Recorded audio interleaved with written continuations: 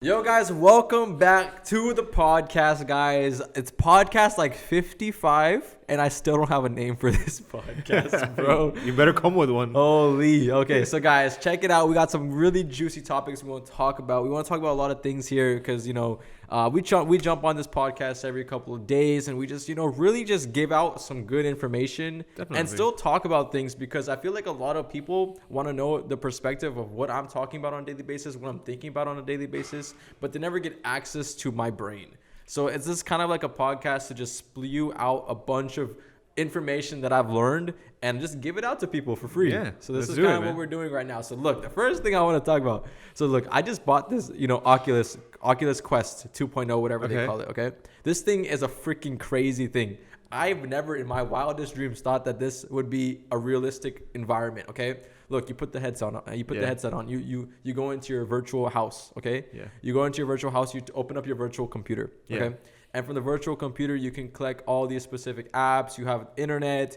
You have games. You can go meet up with your friends at 3 o'clock. There's an events going on. There's concerts. Freaking all these crazy things happening all at the same time. There's so much to do in there. Exactly. That like you get lost in the sauce, bro. You get lost. Like I was in there for like 3 hours. I don't even know. It's just like a video game. And I was standing up the whole time. Really? You'll be surprised. Yeah. I was standing up for 3 hours. And I was like, whoa, that was quick. So this is some insane stuff. The way that they programmed it, man. I know. Tell me about it. The Oculus Rift was pretty much out of quite a while though, and the thing it's been is, out for years. yeah, and the thing is, now they're really gonna implement it into the future right now. Something which the MetaVerse can really actually implement it right now. So there's actually a freaking app. It's called what is it called? Rec Room. Okay. Yeah. There's like all the people on Oculus are in the Rec Room. Okay. And the Rec Room is kind of your metaverse. Okay. There's 3 different metaverses. There's the Rec Room, VR chat, and metaverse or multiverse. All right. So there's 3 different like worlds, I guess you could say. Okay. So you can go into any one. The biggest one is Rec Room, and this is basically you join servers. Okay. There's a bunch of servers going on. There's game servers, just meet and greet servers. There's really cool entertaining servers. So there's a bunch of servers going on at the same time. So you have this thing that's your digital watch. Okay. So in your game, you have a virtual screen in your game. Cool. So you click it. Literally, you could click it. I can't even make this up. Like the vibrations are literally like if you click something that you're clicking. You feel it. Game. Yeah, you feel it. Okay. It's tactile. So look, I was in my dorm room, and then I decided to go paintballing. So I opened up my watch, I looked at the games that was going on, and I clicked paintballing. Next thing you know, I'm in a lobby with a bunch of really cool dudes. We're playing paintballing for 15, 20 minutes. And how long did it take to take you from your home to that community? Literally in seconds. Look, you just log on, and you change the portal. You change the specific server. That's cool, man.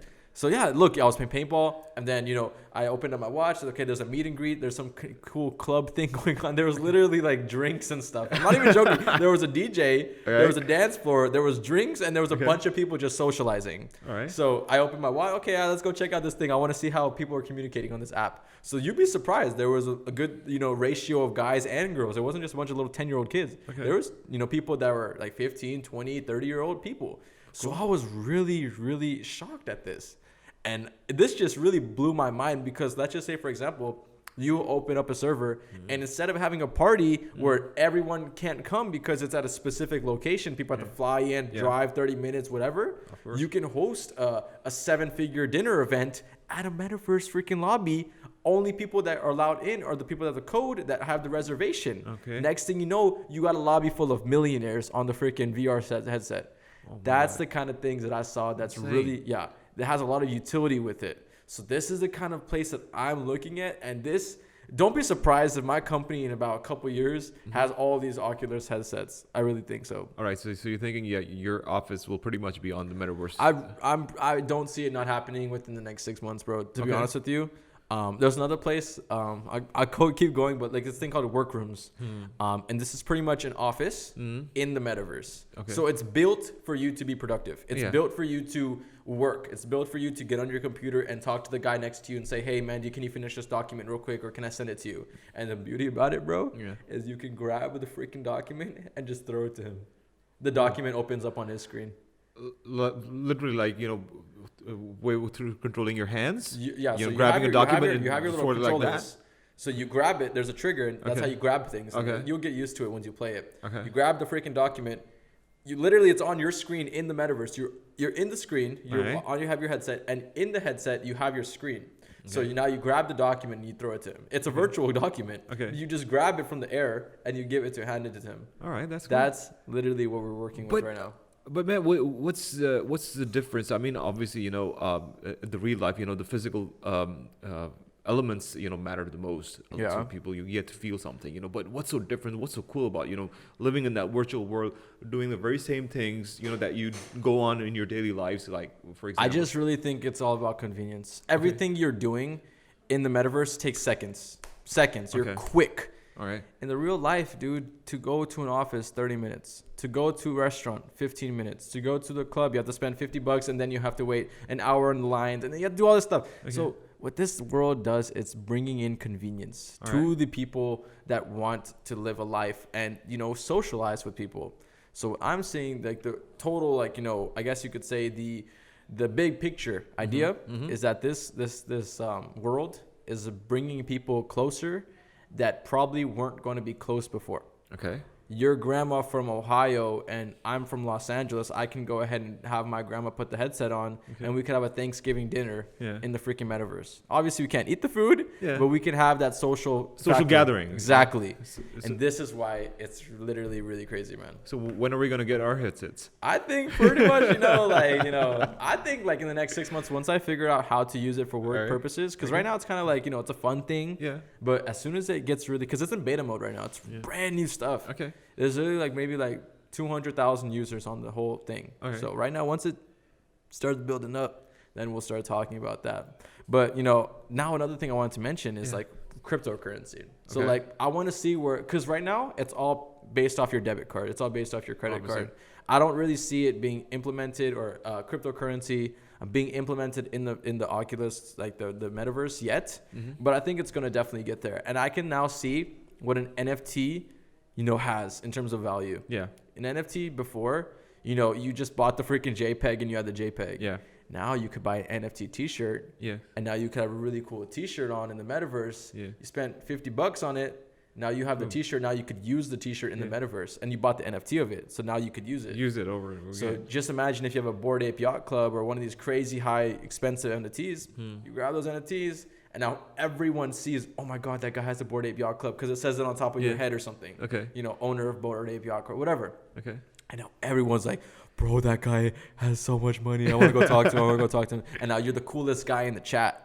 You see what I'm saying? Oh, no, man. You're the coolest guy because you're the richest guy. You got that Bored Ape Yacht Club, And have you checked out these emojis, which are popping out with the monkeys as well, associated with the NFTs, man? There are all these people that are trying to implement. Literally, everyone on Instagram, have changed their emojis, have changed their DPs, with the NFTs. The monkeys. Yeah, the apes. My friends is a part of this community. It's called the Angry Apes. United Club or whatever it's called, and they have the same system. It's like the Bored Apes with the Angry Apes. So I don't even know what the heck's going on there. But look, there's a lot of utility into this stuff, and I could see what power of the NFT brings into this new world. Okay. It's like your blue check. It's like your verified check that's on Instagram. Now you got a Bored Ape Yacht Club. That's kind of your social factor, your cool factor in the metaverse. That's pretty cool, man. Yeah. So pretty much, everything that you'll be putting out there will be yours, which you can sell, which you can buy. Yeah. It's not like your cryptocurrency. Obviously, cryptocurrency will be the main feature of your currencies, but not right now. I don't see it being implemented yet. Probably, I would say by the end of 2022, we'll start actually seeing it adopted into the metaverse. Right now, there's a couple of places like Sandbox, for example, that does this pretty well. They're like its own metaverse. Dude, the thing about it right now is everyone has a metaverse. All right. And everyone is trying to compete for the specific users. Yeah. Everyone's trying to find where the users are going to go. Right now, Facebook's taking it by storm. Yeah. But there's a couple of companies. For example, there's this Chinese company. I forgot the name, but they're made by Baidu, which is the owners of the Google of China. Okay. And these guys have started their own metaverse. And I think they have like a lot millions of users on it already. Okay. So there's a lot of competition, a lot of stuff going on right now. So we'll see who takes the crown at the end of the day. All right. But yeah, dude. Okay, so let's start talking more about let's give more information to these guys. In terms of sales, bro. There's a couple of things that I personally seen. that like really help me, make that $1 million mark. And I feel like there's two specific things, actually three, but let's say it's two, that can make you $1 million in less than a year, or maybe a year, if you're good at it. Okay. So and it depends on how fast you want to move. If you want to move fast, you make it quicker. Okay. So what I've seen personally from experience and from just knowing how to make money, there's just two little systems. If you master and be a freaking assassin at these systems, you'll be a millionaire. And that's guaranteed. So the first one is sales. Okay. If you know how to sell something to someone and you can teach that and replicate that to a team of 10 and all those 10 people sell things for you, you will make $1 million. That's guaranteed because of each of these people, let's just say lock in maybe $500 a day. You're making $5,000 a day. All you need on a daily basis is to be $2,600, $2,700 and you'll make $1 million in the 365 days. Okay. So if you have a team that's selling, you're unstoppable. So the second thing is automation. So the first thing is sales. Cool. You learned the system of selling. You know how to sell things to people, and it's only a mouth game. It's a numbers game at that point. The more mouths you have that can sell things, the more money you'll make. So that's kind of why sales is just the most important skill to have going into this new era, because everything, there's so much competition nowadays. Everyone has a company, everyone has something that they're trying to sell and put some money into their own pocket. They're always trying to get money. They're always trying to find out how to get money. So if you know how to sell things, you're unstoppable. Because you can convince someone to buy things from you instead of someone else. Exactly. And do you have any pointers, for the viewers out there, how you can, pitch a sale, lock in a deal? There's so much. There's a full-on science to it. I have a 10-step process within the agency. What I do in terms of sales, I don't want to give too much of my information out. Obviously. That's for Ishmentorship. If you guys are interested, it's linked below. But if I was to give some really good advice, I would say, look, when you're having a conversation with someone, don't pitch it, consult it. All right. If someone has a problem, don't just talk about the problem. Prescribe a solution for that problem. Like a doctor to a patient. Exactly. Yeah. You want to basically find out, consult with the person, and then prescribe a solution to their problem. You don't want to sell something they don't need. You want to find the pain point and pretty much prescribe your product as the solution to their pain. That's how you do it. You think of like a doctor, you don't want to go to a doctor that says, hey, I think this medicine will do good for you because, it's a 50% off right now. Let's go. No, he prescribes it because he knows that's the best fit medicine for that specific pain. That's how you think about sales, and you'll be super successful like that. So basically confidence and what you're trying to sell into the client is sure. I think expertise is the best thing. Knowing what you're selling, knowing what you have, and knowing the right audience for that specific product is the best way. If you have those things in place, you're set. Obviously, communication comes in. It's really important. Neuro-linguistic programming, tonality, and all this kind of stuff. Body speech and like all this kind of body movement. That's all comes into play, even on a freaking call. So, if you can, find out how to maneuver and master that, I don't see you being, poor in the future. So if there's anyone out there that wants to learn this stuff, I have a program that pretty much teaches you A to Z how to make your first 100K. And then beyond that is, totally up to you. But I do have a process for that. I do have a program for that where I do sit down 8 hours of lecturing, teach you every single thing I personally know and I've seen when it comes down to sales. And it's really, really insane.